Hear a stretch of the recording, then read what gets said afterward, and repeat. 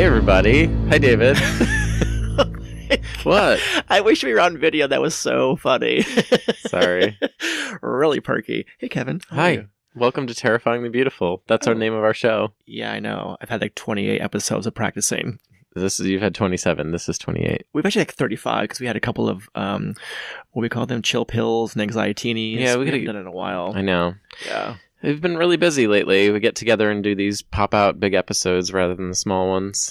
You've been lazy. That's the Well, nah. that's the true. real. I mean, winter's coming. That's what you do. You get lazy. You put on an extra couple pounds. We're gonna record like 100 episodes over the Christmas break. Are we? We have to Okay. because you're like done with work in the middle of December, aren't you? Yeah. Yeah.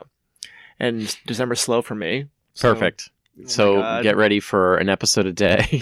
Terrifyingly beautiful. Yeah. Oh God. On the first day of Christmas. Oh my God. Yeah, we could do 12 episodes of Christmas. Oh God, let's not Yeah, commit to that. I'm already stressed out about that. Yeah. These are a lot of work Yeah. So welcome to the podcast, Terrifyingly Beautiful. about stress and anxiety. And Things that are beautiful and terrifying. we just laugh at ourselves, basically. About Yeah, and we our hope you laugh along with idiosyncrasies. us. Yeah, you should. You Yep. should. Make fun of what you're afraid of. Talk about it with friends. Email us about it. Please. We've been really good at responding to people lately. Yeah, I owe Liz a response to her beautiful email. Hi, Liz and Bueller. By the time this comes up, you'll probably have already emailed her back. Yeah, I've just been slow with that. So, terrifyinglybeautiful@gmail.com. We love hearing your stories of anxiety and either current struggles with it or ways you've overcome something silly or just a silly story. Yeah, I mean, we'd love to share tips about overcoming stuff, right? Because I've learned a great deal, not only from you, but from people who have reached out to us via Facebook or the email account. So yeah, please do. Absolutely. Yeah. We also have Twitter and Instagram, terrifyinglyb. Instagram gets a lot of activity. Yeah, I've been really lazy with it though. Kevin, oh my No, God. I've been working a lot. I don't want to hear it. I need to make the money, the cash monies. Yeah, but if you invested in our terrifyingly beautiful Instagram, it could be huge stars, and you wouldn't have to worry about that. Can you make money off of Instagram? Yeah. Yeah. If you have like 10 million followers, advertisers will come to you. Because they can see how many people are following you. Oh, let's just mention a product and see if they send it to us. Go ahead. Pez. Pez? I don't know why I said Pez. No, Kendall Jackson Chardonnay. Ugh. That's like cheap Chardonnay, isn't it? Kendall Jackson, no. I mean, it's a common one. They usually have it as their mid-grade on a Stone Cellars by menu. Behringer. Well, in a pinch, why not? I actually really like boxed wine. Boda Box is It's really come good. a long way, by the way. Yeah, not like Franzia. Gallo What's John Gallo? Is that it? I think so. But they have some high-end stuff, by the way. Yeah, So Boda does Box is really Behringer. good. There's Like, one that comes in a wooden box. a wooden box? Yeah, No. I like The that. one that comes in it looks like a protein shake container. Oh, yeah, I've seen it that. at the liquor store, yeah. Mhm. Hmm. Now they just need them in IV bags. That'd be Isn't it nice. fascinating when you go to a liquor store? We used to call them package stores when I was growing up, but who buys what? Like you could almost, I'm so good at it. I could almost tell you what that person's going to purchase as they walk into the liquor store. Wow. I got Yep. so good as a pharmacist, people would walk towards the pharmacy and I could guess their prescription that they had in their hand. It's like Abilify and It was a lot of like Vicodins or someone had like Tamiflu, you could see the flu on them. oh God, no. Nope. Turn around. You're sick. Go home. Oh, people used to give me prescriptions with like blood on them. Fecal matter. There was feces on one too. Don't. Oh my People God, have brought in pills that they found in their poo, and they brought it in a not a garbage bag. It was a Ziploc baggie What with pill like is this? Is poo on it. this an aspirin? Is this my I saw Vicodin? this in my poo. I'm like, what? Were you rummaging? How? Who's inspecting it that much? Well, they probably heard it clink the toilet. Ugh, Clink. gross. My pills. Want to get that out of there in case it's gold. Why wouldn't it why wouldn't it had to dissolve though? Like Certain medicines that are time release, the capsule, that's how it time releases. It doesn't Oh. dissolve in your body, and the medicine gets pushed out of like a laser hole in it. way off topic, but I thought you'd be interested in this. I'm listening to NPR the other day, and they have actually Abilify was the drug. It is now The sensor in the it. sensor in it, so that when you digest it, you wear a patch, like a little nicotine patch on your chest, And it senses whether or not you've taken a it. signal, and also what the dosage was too, and that gets sent off to, it could be your phone or your doctor's office, and this whole like ethical discussion around like, is this really Privacy. Yeah, insurance companies are going to love that data and say, you're taking it wrong. We're going to drop you or charge you They more. do. I mean, that's, I promised I would never say the name of my company, but that's basically what we do, is promote medication adherence. Not to that degree, but that's pretty detailed. It is. But again, if it does help some patients and they're comfortable with doing that, I say do it.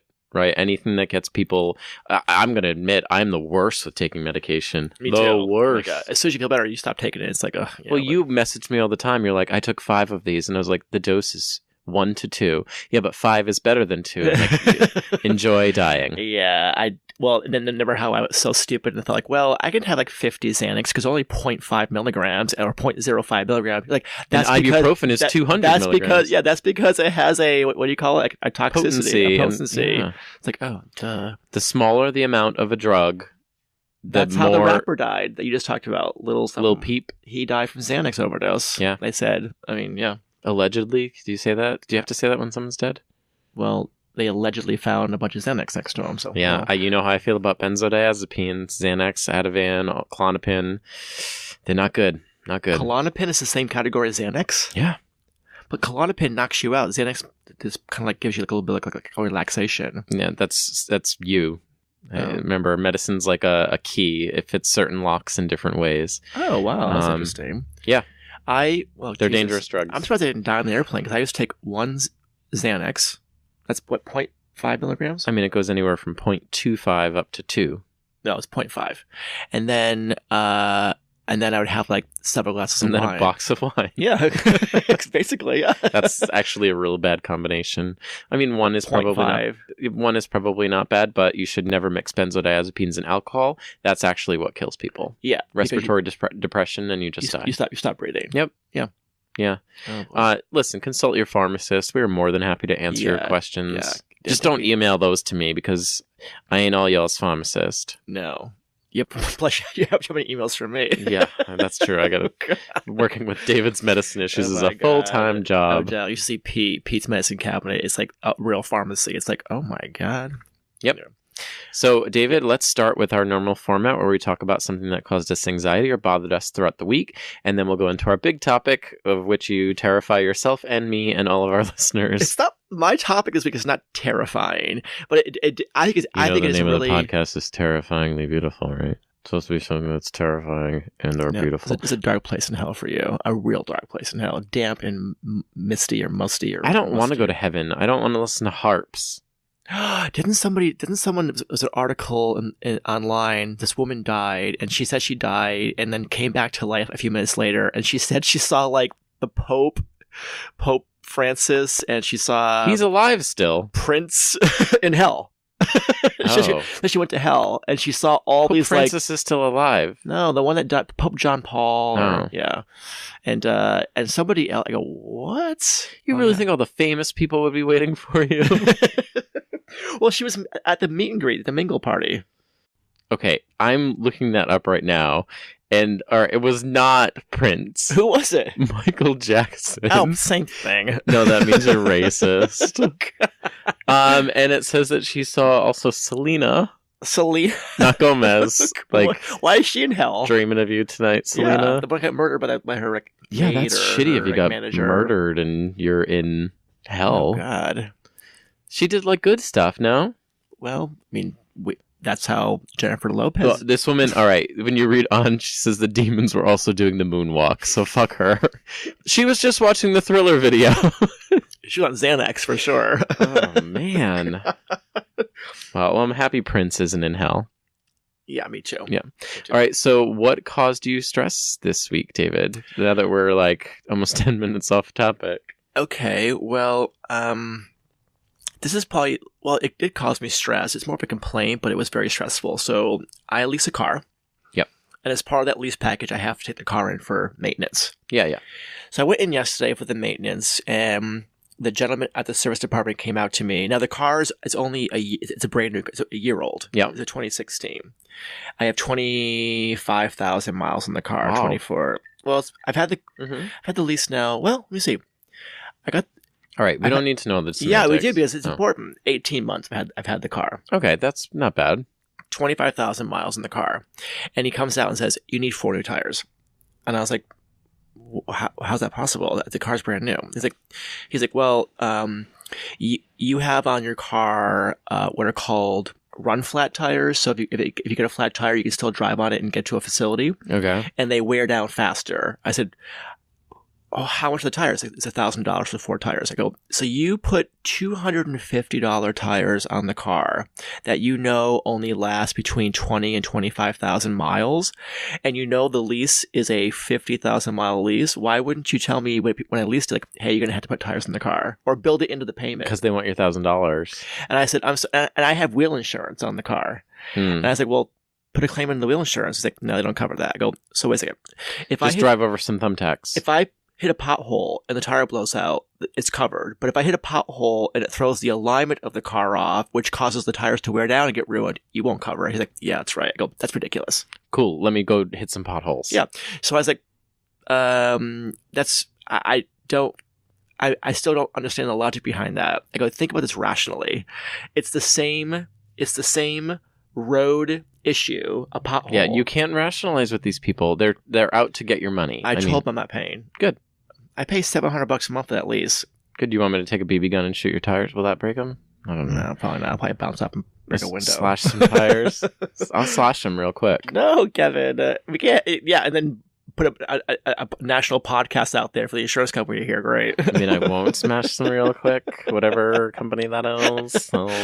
But it really ticked me off, and it stressed me out. The whole day I was all a big tizzy about it. I mean, I get anxiety with dealing with most service professionals, right? I always think people are out to fuck me over, and they are. And I think that's right to be anxious about that. It's good to be on guard and don't let people screw you over. And I thought, they're lying about the tread, but I felt it. I go, oh boy, they're like a half bald in the front 2 tires. I was like, how can a tire go bald after 20,000 miles, 25,000 miles? Because the things are made to be replaceable now. Nothing's meant to last. I can understand if you bought like a Yugo for like $6,000 and the tires are like, donuts. I mean, I get it, this is a pretty expensive car, Kevin. But that's exactly, you just made your point. They know you have the money. Well, I don't. Well, you have the illusion that you do. How's that? So Pete's going tomorrow morning. I go, Pete, this is your battle. He loves these battles. He's going to take the car, go there tomorrow morning, and have a conversation with the guy who sells the car, who's a friend of ours, and say, like, no. I hope you hit a lot of potholes along the way and just solve the problem. Can I do mine? Mm-hmm. So mine, again, was grocery shopping related.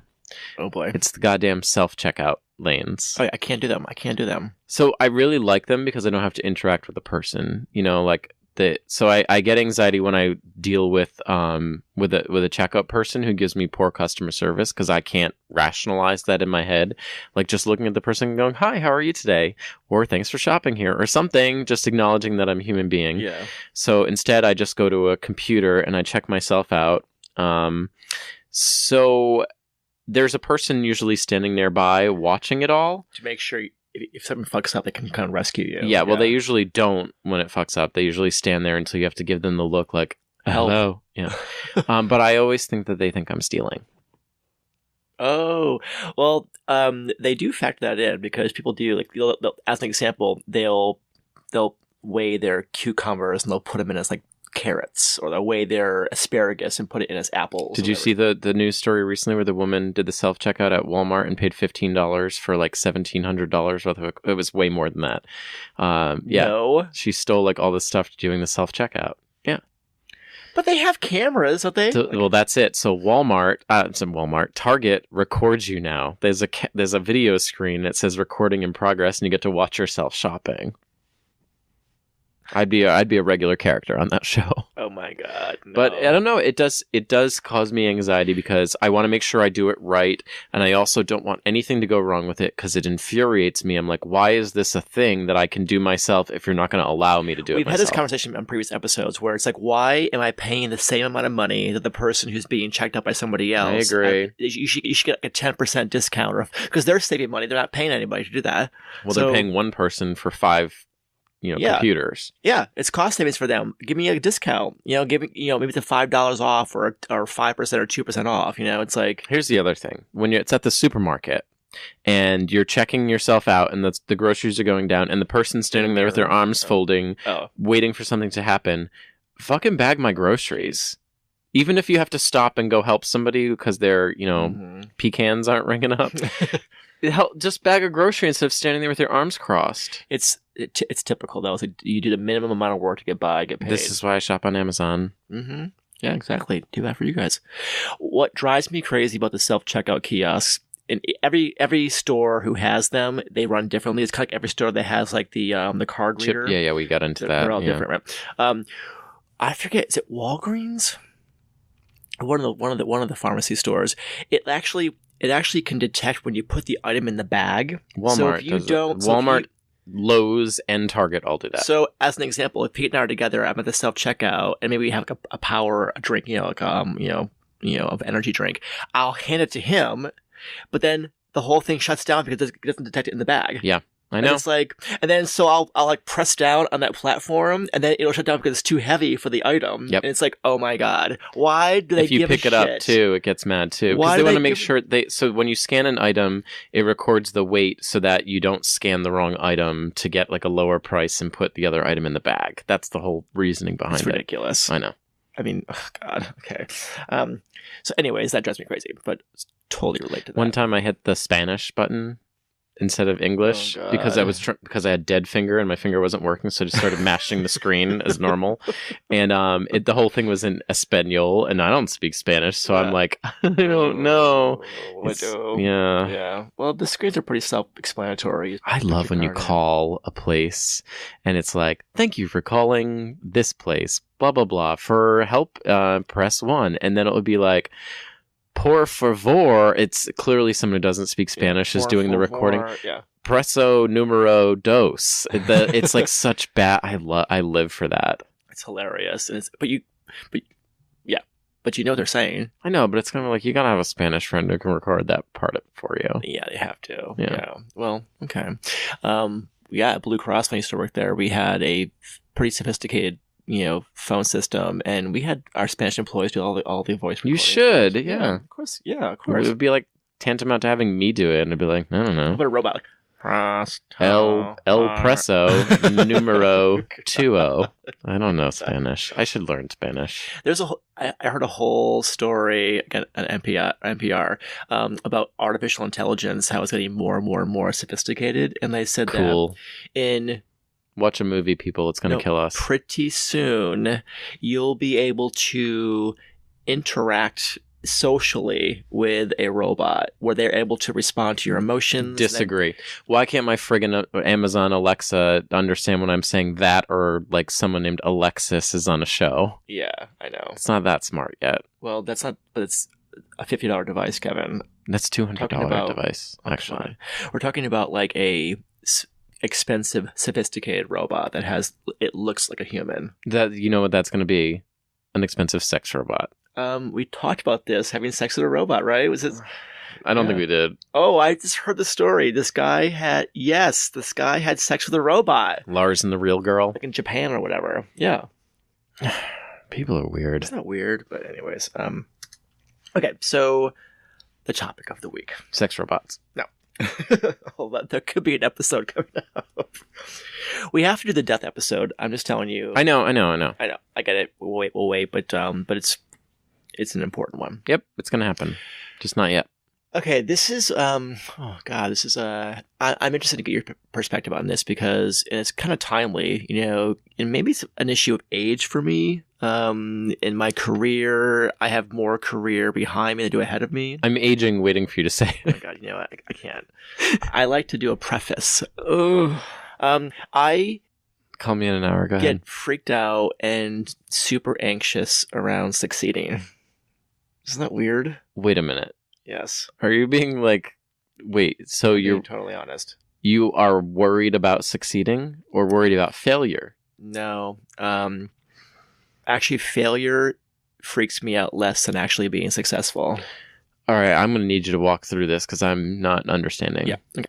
So with success comes pressure and responsibility, right? And what's that line from Spider-Man? I don't know. I don't With watch great, Spider-Man. with great power comes great responsibility. Well, okay. So there's a couple different ways that I'm thinking about this. this is So- also a real good problem to have.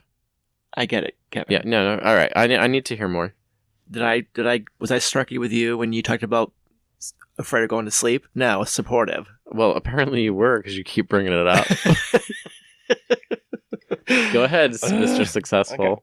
Well, I We mean, both needed a sip. yeah, I'm not. I just for transparency and honesty, I'm not even sure I fully understand why I'm freaked out by it. But I mean, I want to be financially stable. Mhm.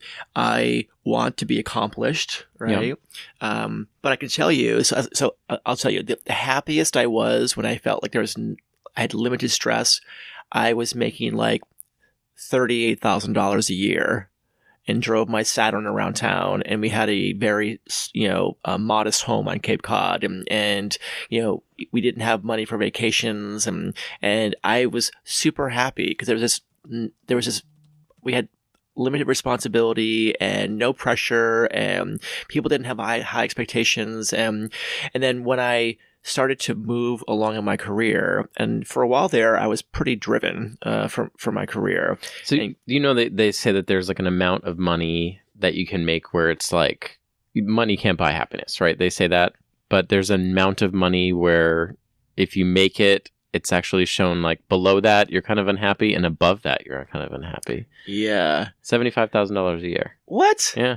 Oh, interesting. Yeah. No, I would. No. Your phone's going off. You're Yeah. being really rude to our listeners. So, it's probably, yeah, no, I have no idea who that is. Well, so the example that I keep coming back to is that, so, I had, modest success, I was, Blue Cross for a while, had a leadership position there, blah, blah. And then I transitioned to the CEO role, right, of this organization overseas, right? Mhm. And like, it's a weird transition going from that Blue Cross to the CEO role. But I thought, like, when I was younger, I thought, oh my God, being a CEO, I mean, that would be like the pinnacle of someone's career. And like, how could that not make you happy? And I was successful in terms of title. I was successful in terms of scope of responsibility. I had a lot of responsibility. I had people who, maybe, That's stressful. I had mouths to feed, right? So, Yeah. And bills to pay. But the pay was great. But I was extremely stressed out. Well, I that makes a lot of sense, right? So I think there's a couple of things to that. So the Spider-Man thing was a joke, but the same kind of thing where like the higher you move up, the more people you are responsible for, and the more for someone with anxiety that leads you to think of the possibility that either A, you're going to fail at that, or B, I think the other side of it is like, where do you go from here? Yeah. I would Yeah. be interested to know someone who was like president, who was politician, who grew to the ranks of president, the anxiety and the stress they feel of literally having no place to go further than that. Yeah. Yeah. What do you do? Yeah, what do you Because do? I'm guarantee you Barack Obama is one of the like most ambitious people who's ever lived, right? Yeah, sure. How do you deal with having no place for ambition after that? He's involved with some advocacy and some policy stuff now, and in DC, and obviously he's on the speech tour and stuff. But But you're never going to not be. president again. It's Yeah. only ever down. Yeah.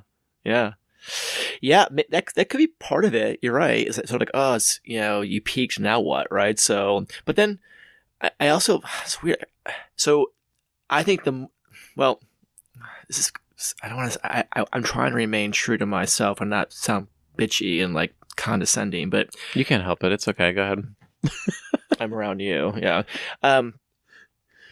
Like the more you have and the more you've accomplished, the bigger target you are too. And so when I was in that role, In many ways. when I was in that role, Pete and I enjoyed a lot of great things, right? We traveled a lot. We upgraded our house and the car and stuff, and then we became the target of criticism and judgments, and people were making judgments about like the way in which we live our life, and that was hurtful, and I associated that with the successful piece of it, and then but what you need to step back and realize is that even people who are not successful get those kind of things from the people in their lives as well. Yeah.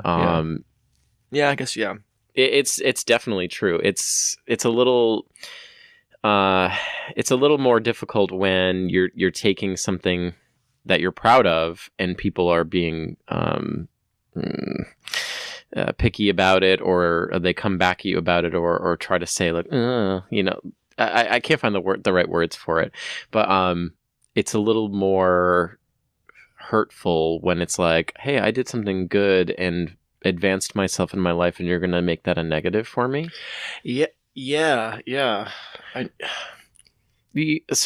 And listen, I know that neither of us believe that money equals success. No.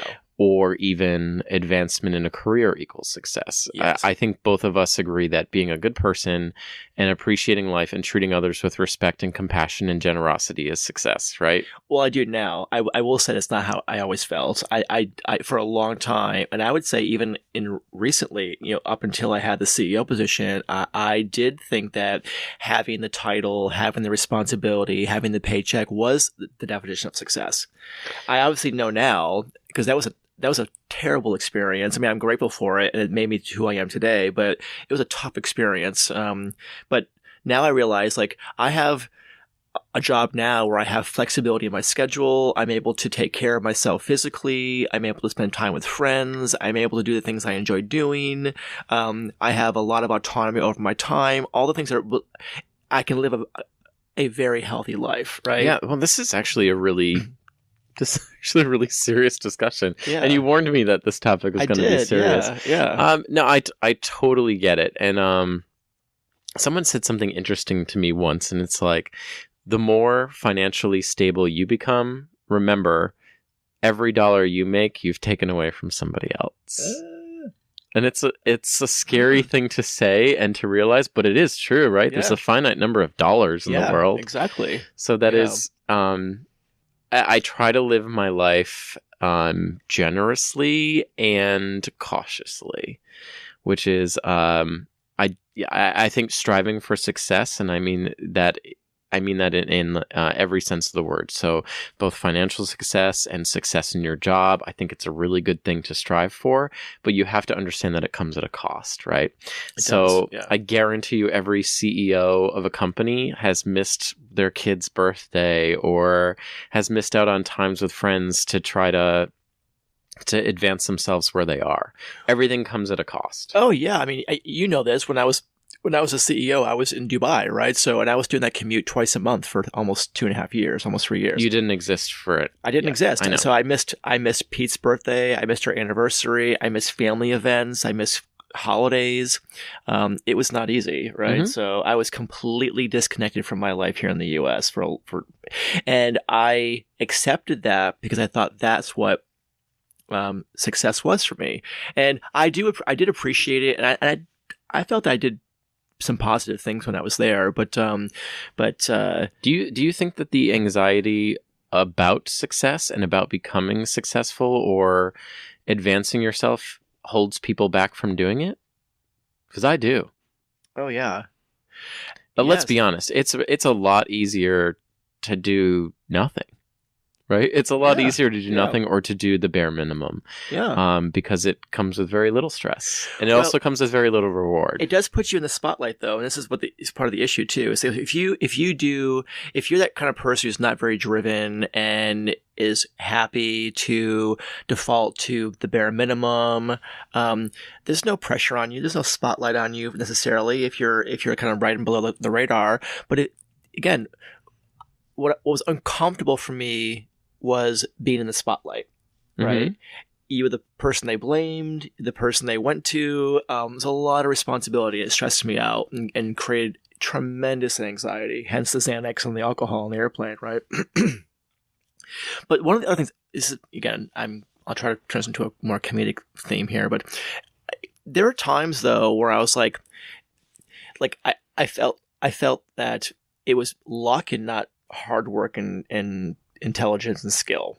Like, oh, I just got lucky, right? There's an element of that in everything. All the accomplishments, of course, there is. All the accomplishments, were based on good timing, right, and not anything I had to offer, right? And then there are also times where I thought to myself, like, I get scared of success because sometimes I doubt that I deserve it. Isn't that weird? And I'm a confident person. It's like, oh, I don't just, why, it's such a weird self-punishing thought. Like, it's like, of course I fucking deserve it. Yeah, I think if you put in hard work, you do deserve it. Yeah, right. But I get when people feel that way. Yeah. Yeah, you feel kind of guilty. Do you ever hear that other saying? It's like, if you do your job really well, you'll end up doing everyone else's as well. Oh, I've always heard if you make yourself irreplaceable, then you're unpromotable. Oh, I've experienced that too in former jobs for sure. Yeah. For sure. But not even with career success. Like when I was playing competitive tennis, I'd be in a, this is like a weird sports analogy, but I'd be in a match and it's like so close, back and forth, and I would doubt myself at the very end. Like I was afraid of winning the match almost. Isn't that weird? It's like, it's like this like. I bet a lot of people feel this way. Yeah. I bet a lot of people feel this way. They have to. I mean, I think we'd all be successful, but I don't know. I mean, this reminds me of a movie. What? Don't Tell Mom the Babysitter's Dead. What? Yeah, have you ever seen it? No. Oh my god, it's one of the best movies ever. Christina Applegate and her like loser brothers, they have a babysitter and they're way too old to have it, and she ends up dying, and the parents are away, and they need a way to like keep themselves going, so she goes and takes this job, and she shows up at this job and she fakes a resume and she works at like a fashion company, and she ends up working her way up through the ranks accidentally by just kind of faking it until she makes it. And then at the end of the movie she realizes that like success is in the relationships that you have with other people, not the business that you're in. That kind of thing. Oh, okay. Well, let's take the podcast as an example, right? Let's say this podcast took off and became like, number one podcast in the country, right? Yeah, we got a long way to go for that. Yeah, okay. But that wouldn't freak you out at all? That wouldn't freak you out? That people, because there's a lot of like, creeps online and stuff who like, well then, I mean, I'm not sure I want to be a recipient of negativity and harsh criticism. I'm fine being critiqued and getting feedback, but like I'm not sure I want to be that central target. I don't know. I think differently about this than you, which I just strive to do everything the best that I can, and the results sometimes are great and sometimes are not. And I try to push it towards the side of great whenever I can. It doesn't, the fear of succeeding for me is that you are seen as someone who succeeds and failure is never accepted. So it's like, I'm going to be honest. So I did very well in high school, right? I had never got a B. I was the valedictorian. I was very much kind of known as like the whiz kid, but God forbid I got like an 80 on a test.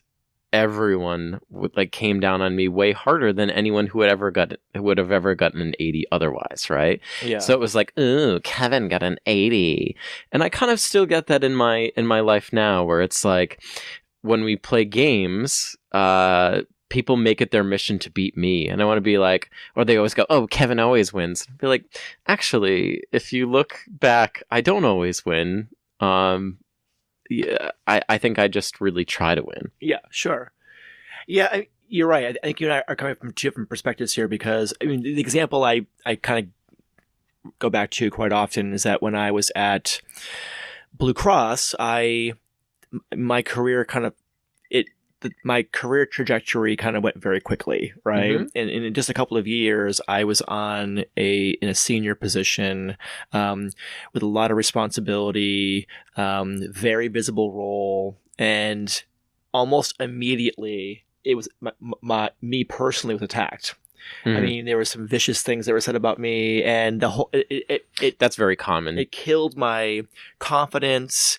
It in many ways made me ineffective, right? So, I was kind of like, oh my gosh, like, and what struck me the most though was that I realized that when you do get more successful, and whether it's driven by jealousy or anger or whatever, people say things about you, and then you almost believe them, right? It's like, But oh my here's God, the they're thing, right. and this is whether you're successful or not, is you have to prepare yourself for the rest of the world, which is other people don't want you to succeed, because the second you succeed, you've taken success away from somebody else. It's the same thing with the limited amount of dollars, right? Mm-hmm. Your success is taken away from somebody else. So their lack of success, it's easier for them to drag somebody else down than to strive for that themselves.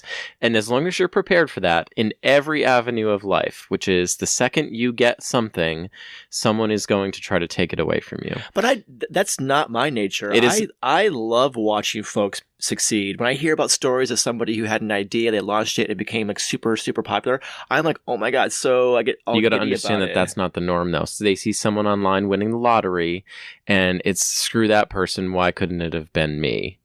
That's human nature. Human nature is inherently selfish. It's a human experience, and I think it's an animal experience. It's a survival thing of why you, why not me? Yeah. And as long as you're prepared for that, and just say like, meh.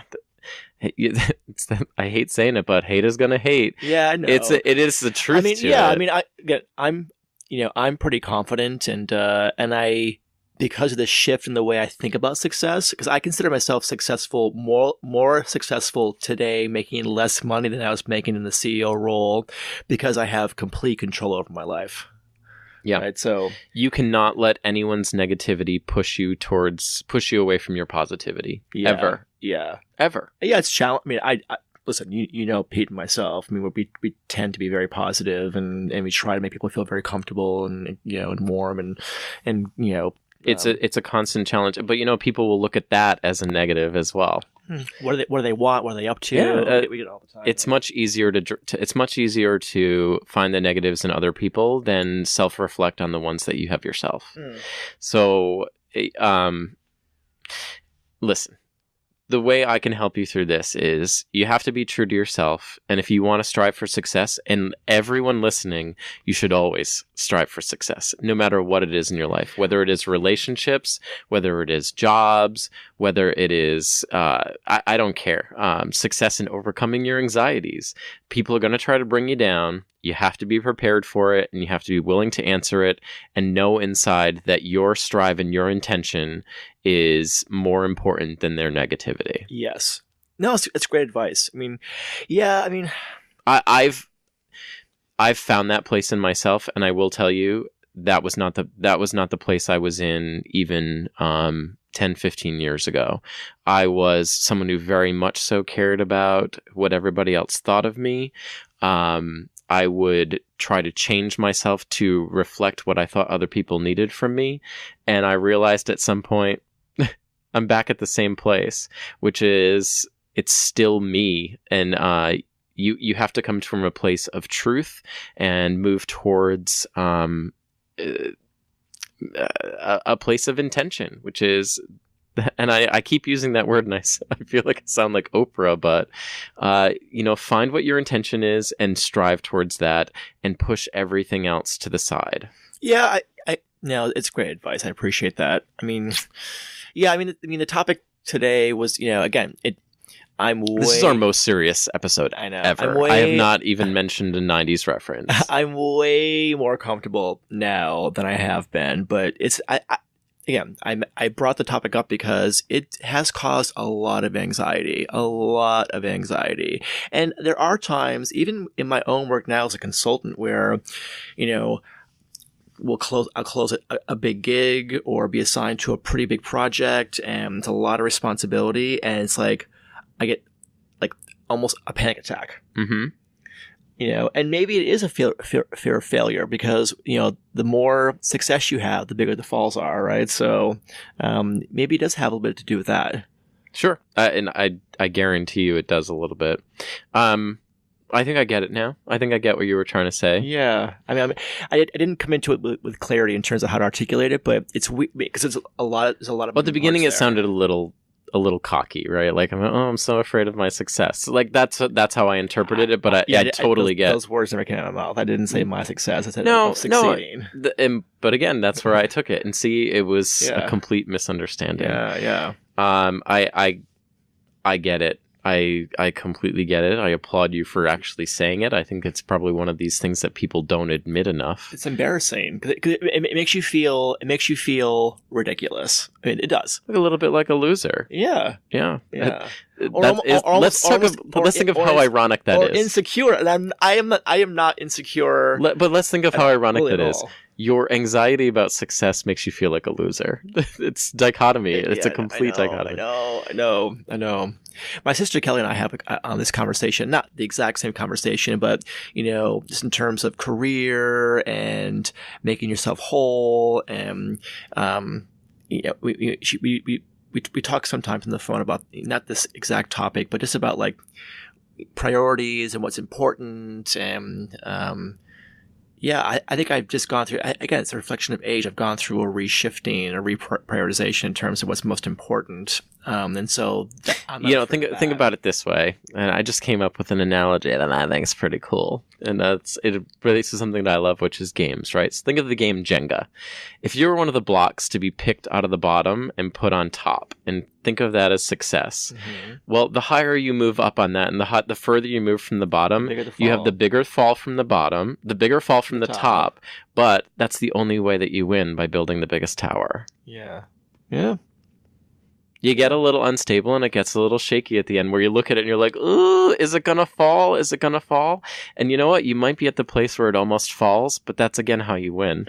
No, you got to take chances. Yeah, it's true. I mean, listen, I think starting the company in the Middle East is testament to the fact that I'm a risk taker, right? I'm not a reckless risk taker, or irresponsible, at the casino sometimes, but risk taker. But I'm not afraid of taking risks, right? And well, I want to bring this back to anxiety, and I want to make it relevant to that, which is you should not be afraid to take risks. Right? I should step outside your comfort zones, and those tiny successes that you can get every day, where it's like, I really don't want to go outside today because it's a nice day and there's bees outside. Those are those tiny successes, and people are actually afraid of those, because it's like, well, what if I do that, and what does that mean? What does that mean to me? Am I changed? And I kind of get this. I kind of love it. So if you recall a couple of weeks ago, it may have been actually in a conversation on one of the episodes, I talked to you that I was applying for jobs. And I was a finalist for a job at a pretty impressive company. I mean, It's like very hard to get into this company. And the fact that I was at the end of the, I was probably one of two people they were considering. And I had my final interview, and I mentioned to you about it was a case study interview where they were asking you questions about a case study to understand how you kind of build logic and frame it. When that was happening, and immediately after, I thought I was a rock star and I knocked it out of the park. Mm-hmm. Ultimately was not selected for the job. Yep. And now that I've had time to think about it, I'm telling you right now, I am 100% confident that I was panicked about getting the job. Mm-hmm. Not about not getting it, about getting it. Sure. And it got in my head, and I think that actually translated in the interview in a way that lowered my performance during the interview. Well, this is why so many people who rise to fame or who rise to higher levels of notoriety very quickly have breakdowns. It's the same kind of thing. Yeah. Listen to some interviews from Lady Gaga. It's actually I mean, talk about a left turn, but similar thing. She went from being kind of an unknown artist to being a superstar overnight. Yeah. And she didn't know how to handle it. And she was afraid of the success. And she, I'm telling you, look up some interviews with it and let's watch her documentary on Netflix. She talks about it. There's a X Factor UK winner, James Arthur, who has... Can't be that famous, don't know him. You know his songs. James Arthur? Yeah. Oof. He has the #1 song in the country a couple weeks ago. Like, okay. Well, I'm not familiar with this name. I like amazing. Cher Lloyd. She's dropped off the planet, though. I know. Yeah. What happened to her? I don't know. I saw. I think pop up. What happened to Cher Lloyd? But I think she has some contractual issues or whatever. She couldn't look. I like her music. Me too. Anyways, James Arthur had the same thing. He's like winning the UK X Factor catapulted me into superstardom worldwide, and he was not prepared for that. Yeah, now most reality shows start to have psychiatrists and therapists for the contestants on really popular shows. A lot of the contestants on the first season of American Idol faced the same thing, where they were unknowns thrown into superstardom and on like the cover of Time magazine, and it's like, how do you handle that? Kelly Clarkson did pretty well. She's remained. She did. She's done pretty well. Yeah, a lot of other people have not fared so well. Yeah. It's when you and I are on The Amazing Race and we win the $1 million prize, we will not have the same issues. I know. Someone call us. I actually really appreciate you bringing this up, and I know this wasn't as funny as some of our episodes, but we do talk about some serious things on here, and I think that what you said today will actually resonate with a lot more people than you realize. Of people afraid to do things because they're not afraid of the failure. They're afraid of the success. Yes, of success. Yeah, it's and I would imagine I would love to hear from listeners in terms of the reasons why. There's probably a myriad of reasons why you are afraid of that, right? I bet it holds a lot of people back. Yeah. But what's also interesting, which is why I actually wanted this topic to be raised today, is because again, I think it's a great example of terrifyingly beautiful, right? Because success is beautiful. I think there's nothing more beautiful than watching somebody succeed and reach their fullest potential and to like have I said, their it's a dreams good come true. Yeah, it's a really good problem to have. But it's terrifying. Yeah, sure. To have even the opportunity to succeed is a beautiful thing because let's face it, most people never. A lot of people in this world do not get the opportunity to succeed. Okay, so especially we talk about. America gets a bad rap lately, but it still is the place to succeed. A lot of countries, you never get that opportunity. Yeah. Never. Try to succeed in Russia. Good luck. Yeah, please. Oh my God, no. So I'll shift this into a very gay direction right now, but I've been watching clips of Celine Dion on YouTube recently. She is the greatest singer in the world. But think about this. So when I was planning this topic, I was doing some research and I got distracted with Celine Dion, but I mean, she was an unknown artist in Quebec. Mm-hmm. David Foster saw her singing in a tent and made an investment with her. She didn't even speak English. Mm. And when her first album came out in 1991, Unison, and her first song You're getting real gay. You're tilting your head. Yes, was Where's My Heartbeat Now? But she couldn't even speak English. She was singing phonetically. But she, almost, I mean, it wasn't overnight, but over a 30-year career, it was overnight. Mm-hmm. She became an international superstar. Probably in some record books, she's the best-selling female artist of all time, right? So sure. And she talks about that, that adjustment you have to make, right, and the responsibility. You're a different person overnight. Serena Williams, right, tennis player. Yep. They came from the poor neighborhoods in Compton, Los Angeles, and became international superstars on the tennis tour, and wealth and fame, and she talks about in the documentary about Venus and Serena, the stress and anxiety because now you have people on your payroll, and you have obligations with sponsors you have to adhere to, and you have the pressure of training. And you're a brand. Yeah, she's like, oh my God, it's so amazingly stressful, but also beautiful, right? So yeah, to have that attention, notoriety. I mean, the difference is that both of those people have made, and as far as contributions to art and to inspiring people, I'm going to say people, not just women, everybody. Yeah, sure. You can ask anybody who's inspired by both of those women. Yeah, success should always be striven for. Striven? Strove. Strived for? Strived for. Striven. That's not a word. Striveden. Strivenden? Go for it. Wasn't that the elf home in yeah, it was the elves. Hobbiton. No, oh, it's Riverdale. Forget it. Riverdale? That's the show with Archie. No, wasn't Riverdale the elves kingdom? Riverdale. Dell, Riverdale. not No. Riverdale. Whatever. One letter off. Okay. kill Oh, me. Archie. They're so hot on that Archie show. Did you watch it? No. Oh, man. I'm going to pull up some pictures later and you're going to be a fan. Archie? Archie's hot now. And there's a gay character named Kevin. Is it a cartoon? No. Oh. It's like a CW show. Didn't someone come out as bisexual, as a lead actor on some like CW show? I don't know. Oh, okay. I don't know. Is bisexuality good?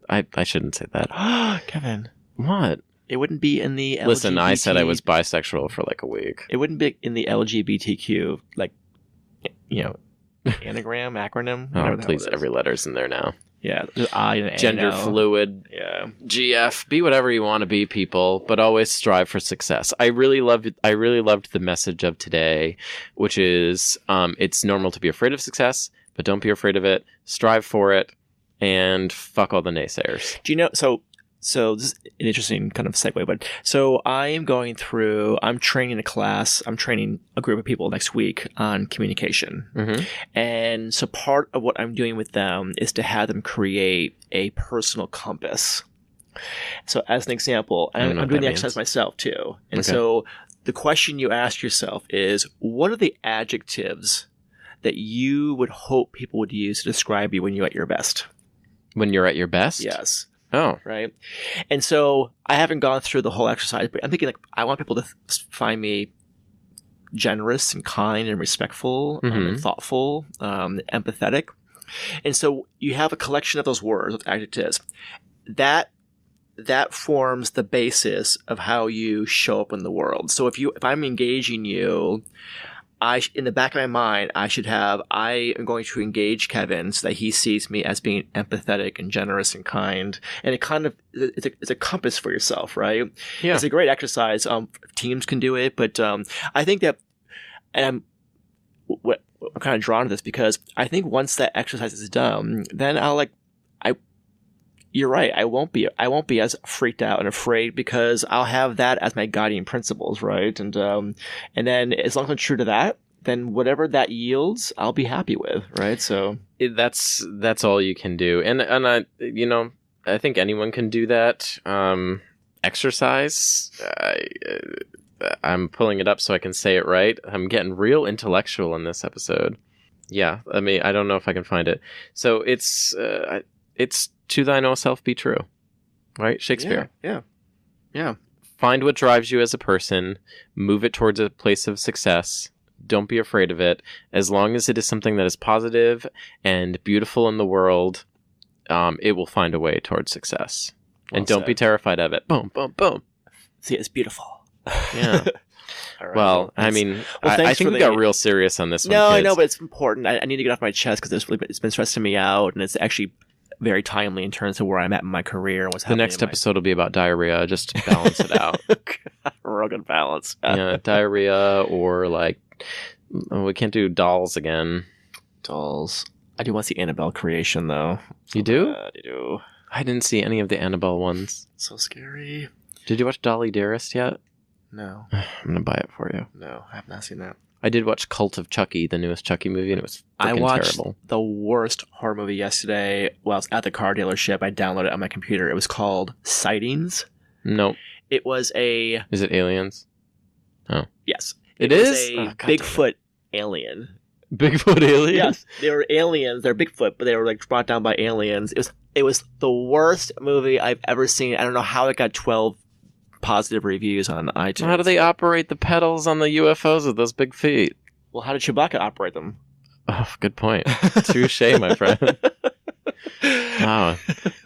Is Chewbacca a Bigfoot? That movie might be a documentary. It could be. Star Wars is a documentary. Yeah. Oh my god. Wow. Okay, we have to wrap this up. It's like an hour and a half long here. Oh. Life's Life's crazy, you don't have to and be we by. have to go out and be successful. Oh. So, what did you say? Life's crazy, you don't have to be by. Well, okay. You took the one out of my sale. So you said wrap it up. I got scared. All right. Well, that was you wrapped it up. Yeah. Hmm. What? Huh. What? Everyone look under your chairs. I'm going to stop it right now. If there's a star underneath, you just want a car. Or a dead nun. Yeah. Way Life is closer. crazy, You don't have to be. but you can be successful. Yes, that's not crazy. No, it can feel like it, but it's not. It's not. It's snot. Next episode's about snot. We already had that as a title for one of our. Did we? The Oh, yeah. ocean is snot scary or snot something. Or okay. I know. All right. Bye. Oh, I don't want to go. It's been an hour. And Okay, bye. Okay. Like 55 minutes to listen that long. Oh my god.